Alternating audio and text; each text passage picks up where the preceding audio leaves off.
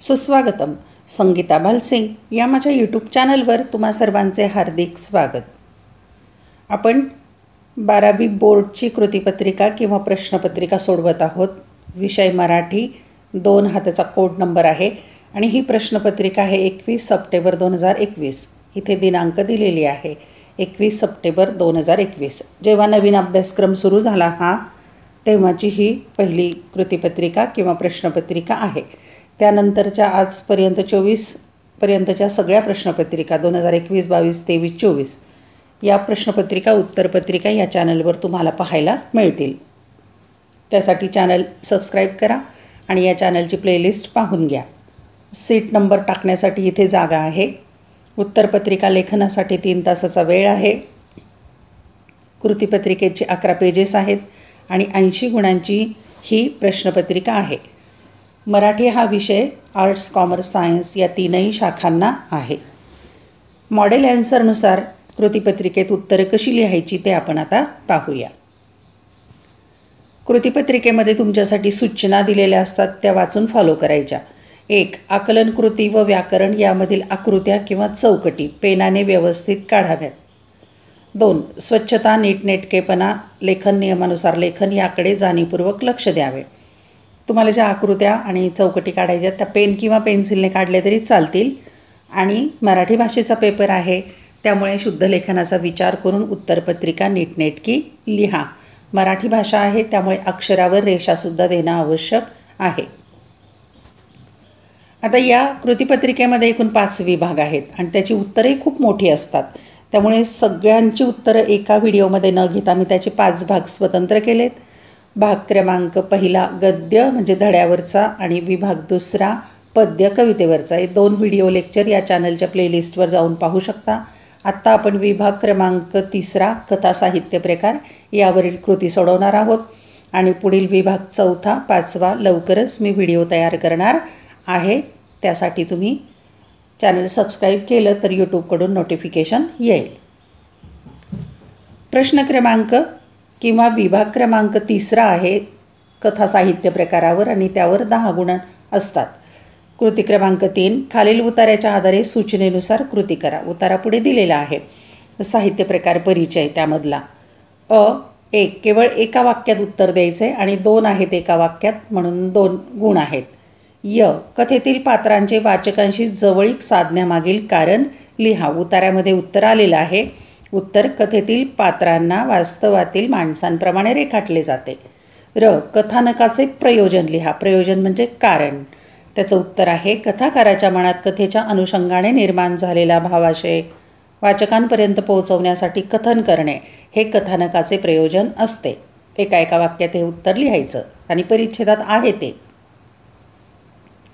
आपण परिच्छेद पाहूया. कथा साहित्य प्रकार परिचयमधला कथाकार त्याच्या प्रतिभाशक्तीने एखाद्या घटनेत वास्तवाचे व कल्पनेचे रंग भरतो. हे करताना तो निसर्ग, समाज, सांस्कृतिक संदर्भ, वातावरण इत्यादी घटकांचे सहाय्य घेतो. या सर्व घटकांच्या मदतीने घटना मालिकेचे कथात्मक साहित्यात रूपांतर होते.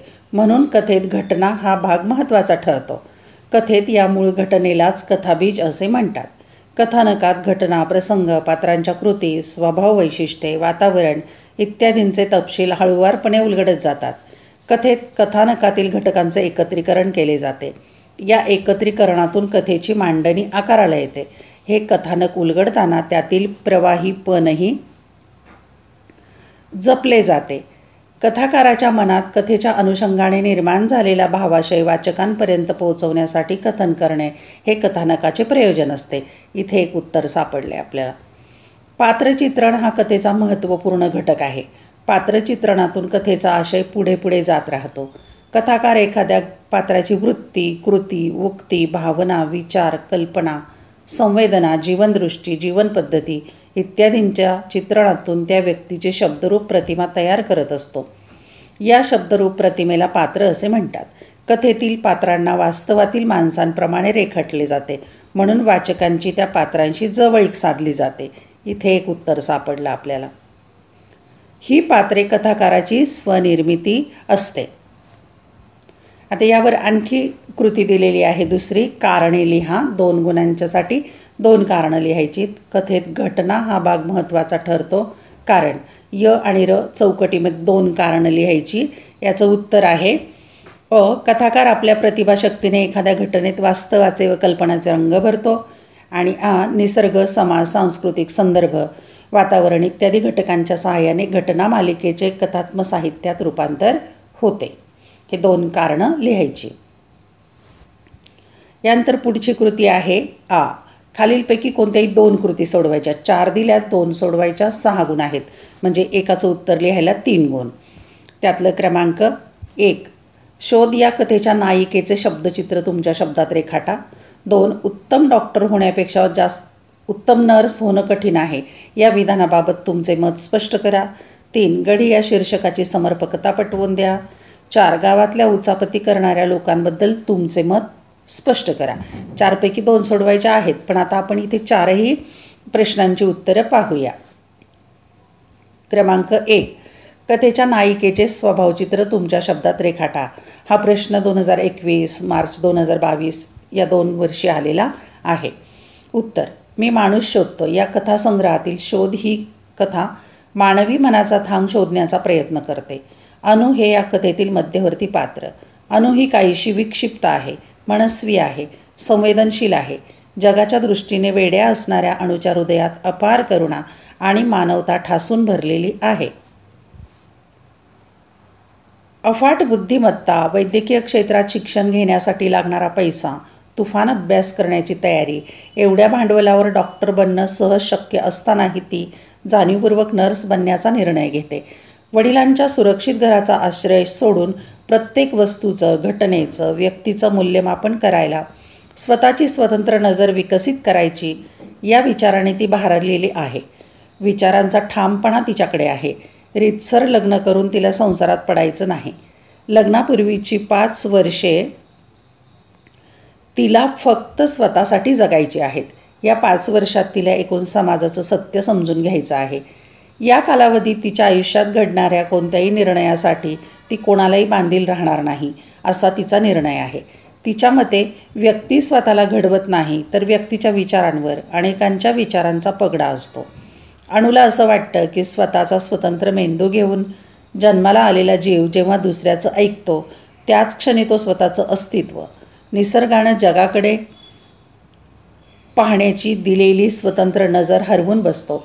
समाजात मिसळल्याशिवाय समाज सापडत नाही आणि समाज एक व्यक्तीच आहे. या समाज व्यक्तीचं सत्य शोधण्यासाठी ती घराबाहेर पडून मुंबईत येते. नर्सिंगचं प्रशिक्षण घेऊन KEM रुग्णालयात नर्स म्हणून रुजू होते आणि रुग्णसेवा करू लागते. तिथेही आपल्या सेवाभावाने, सौहार्द वृत्तीने doctors, surgeon, physicians, dean, matron आणि पेशंट अशा सगळ्यांची मने जिंकून घेते. पेशंटमध्ये मनाने इतकी गुंतते की मरणाच्या दारात असणाऱ्या एका लहानग्या पेशंटने भेट म्हणून दिलेली 1 रुपयाची नोट हरवते तेव्हा परत ती नोट शोधण्यासाठी भर रात्री घराबाहेर पडते. तिची ही संवेदनशीलता, स्वतंत्र विचारशक्ती, सामाजिक बांधिलकी, मनाचा हळुवारपणा, कामामध्ये असलेला प्रामाणिकपणा या सगळ्या गोष्टींमुळे ती सामान्य माणसांपेक्षा वेगळी ठरते. दुसरा प्रश्न आहे, उत्तम डॉक्टर होण्यापेक्षा उत्तम नर्स होणं कठीण आहे या विधानाबाबत तुमचे विचार लिहा. हा प्रश्नही सप्टेंबर 2021 मार्च 2022ला आलेला आहे. उत्तर म्हणजे पहा, प्रश्न पुन्हा पुन्हा रिपीट होतात म्हणून तुम्हाला सगळ्या बोर्डाच्या प्रश्नपत्रिका अभ्यासल्याचा नक्की फायदा होईल. उत्तर, वास्तविक पाहता वैद्यकीय क्षेत्रात कुशल डॉक्टरांइतक्याच प्रशिक्षित नर्सेसही आवश्यक असतात. व्याधीनं पिडलेल्या माणसांची, रुग्णांची सेवा वैद्यकीय पेशात महत्त्वाची. रुग्णांची तपासणी करून रोगनिदान करण्याचे काम डॉक्टरांचे असते. डॉक्टरी पेशात ज्ञानाचा भाग महत्त्वाचा असतो, परंतु नर्सच्या पेशात मनाचा भाग अत्यंत महत्त्वाचा. औषधोपचार सुरू असताना सर्वात प्रथम नर्सला आपल्यासमोर असलेल्या रुग्णाला एक व्यक्ती म्हणून समजून घ्यावे लागते. त्याच्या आवडीनिवडी, स्वभावाची पारख करून नर्स पेशंटशी जवळीक साधते. हॉस्पिटलच्या वातावरणात नर्सचाच पेशंटला खूप आधार असतो. दररोज 10 किंवा त्यापेक्षा जास्त तास काम करणाऱ्या नर्सवर खूप ताण पडत असला तरीही ती निस्वार्थ भावनेने रुग्णसेवा करत असते. समाजात मिसळल्याशिवाय समाज समजत नाही. समाजाच्या सर्व स्तरातील व्यक्ती रुग्ण म्हणून हॉस्पिटलमध्ये असतात. पेशंटचा त्रास, त्याची तगमग, तळमळ समजून घेतल्यावर पेशंट व नर्समध्ये एक भावनिक नाते निर्माण होते. संवेदनशील कृतीने पेशंटला समजून घेण्याचे कार्य खऱ्या अर्थाने नर्सचे असते. अंतःकरणात करुणा व मानवता असल्याखेरीज पेशंट खऱ्या अर्थाने समजत नाही. म्हणूनच उत्तम नर्स होणे हे उत्तम डॉक्टर होण्यापेक्षा कठीण असते.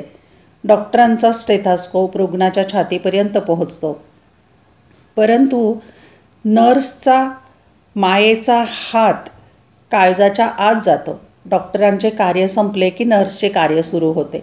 रुग्णसेवेचा खरा आनंद नर्सच्या पेशात अनुभवता येतो.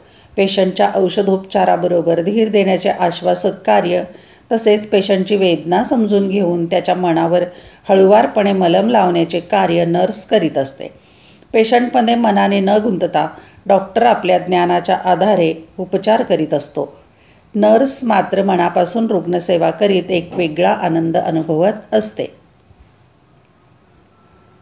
तिसरा प्रश्न, पाठाच्या शीर्षकाची समर्पकता पटवून द्या, म्हणजे गढी या पाठाच्या. आणि हा प्रश्न सप्टेंबर 2021 मार्च 2022ला आलेला आहे. उत्तर, गढी म्हणजे किल्ला सदृश्य राजवाडा वा घर. संकटकाळी कोणत्याही आक्रमणापासून बचाव व्हावा म्हणून ही वास्तू बांधली जात असे. ही वास्तू उंच जागेवर, टेकडीवर, पहाडावर बांधली जायची. या कथेतील गढी गावाचा एक ऐतिहासिक दस्तऐवज आहे.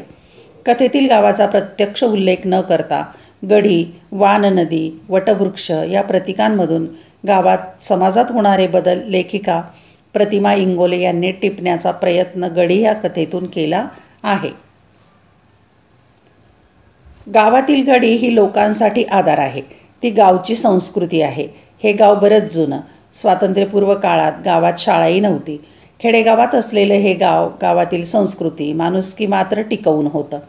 म्हणून पाटलांनी स्वखर्चाने बापू गुरुजींना शिकायला तालुक्याला पाठवलं होतं. दुसऱ्याचं दुःख आपलं मानून ते हलकं करणं, त्याकरता त्याला आधार देण्याचं काम पाटलांनी केलं. गढीचंच ते एक प्रतीक म्हणता येईल.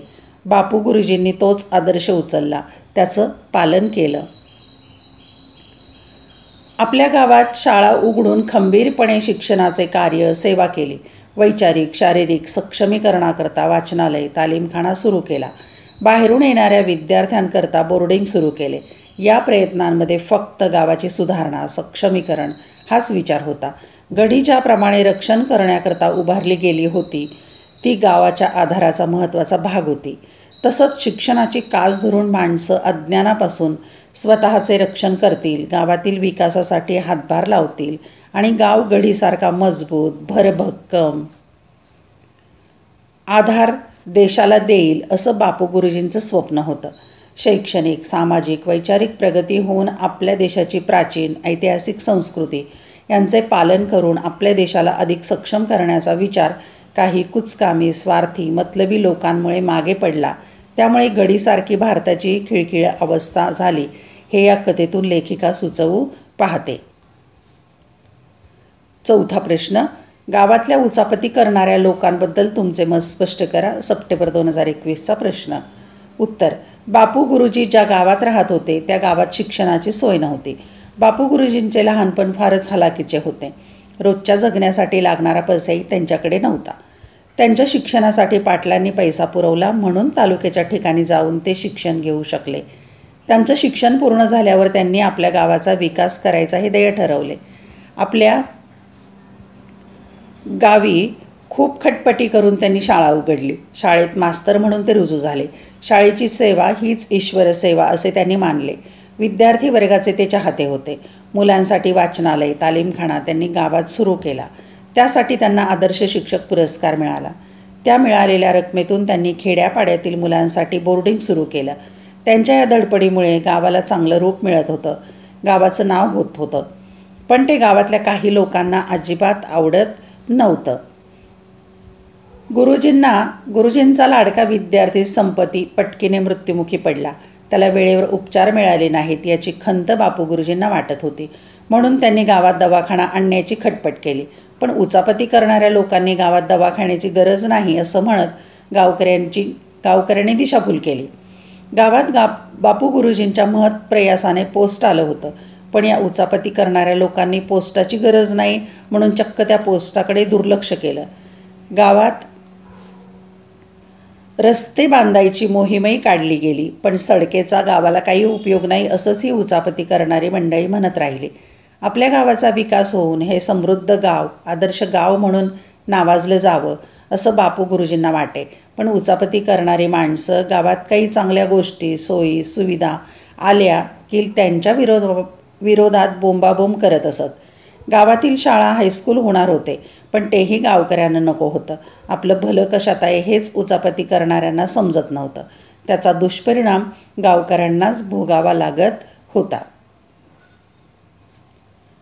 उचापती करणारी ही लोक मनामध्ये अडी ठेवून वागणारी असतात, जी स्वतःचे महत्त्व वाढवण्यासाठी अनेक लोकांना अंधारात ठेवतात. अशी उचापती माणसं मनाने कपटी असतात. सामाजिक हितापेक्षा वैयक्तिक हित त्यांना जवळचे वाटत असते. सकारात्मक दृष्टिकोनाने पुढे जाणाऱ्या लोकांसाठी हे अडथळे निर्माण करण्यात त्यांना आनंद वाटत असतो. बापू गुरुजींच्या गावातील उचापती करणारी ही माणसं याच पद्धतीने वागत. बापू गुरुजी स्वभावाने साधे असल्यामुळे त्यांनी उचापती करणाऱ्यांचा त्रास सहन केला. यानंतर आपण विभाग क्रमांक 4 उपयोजित मराठी या विषयावरील कृती सोडवणार आहोत. लवकरच त्या उत्तराचा व्हिडिओ मी घेऊन येईल. धन्यवाद. व्हिडिओ लेक्चर आवडल्यास चॅनल सबस्क्राईब करा, बेल आयकॉन प्रेस करा, म्हणजे मी नवीन व्हिडिओ पोस्ट केल्याचं नोटिफिकेशन यूट्यूबकडून तुम्हाला मिळेल. आवडलेले व्हिडिओ लाईक कमेंट शेअर जरूर करा. तुमच्या काही शंका असतील तर विचारा. टेलिग्राम चॅनल पण मी तयार केलेले आहे, तेही जॉईन करा. आणि अभ्यासासाठी खूप खूप शुभेच्छा.